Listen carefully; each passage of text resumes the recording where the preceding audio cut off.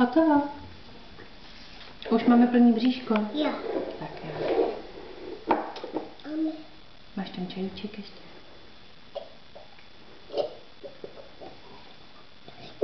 A ty ještě nalí do hrnečku? Jo, Hodně? A kdo to je na tom hrnečku? Mami. Ale mami, kdo tam je? Mami. Amalka. Mami. Amalka. Ne? A kdo ji tam láká do rybníčka? Kdo to je?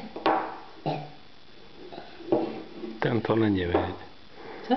Tenhle to asi nebude. Je vodník. Má zelený kabátek jako teďka, zelený triko. Mami. Mamka má bílý triko, viď?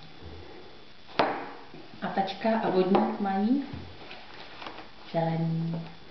Tak hotovo. Tak pusinku ještě utřeme.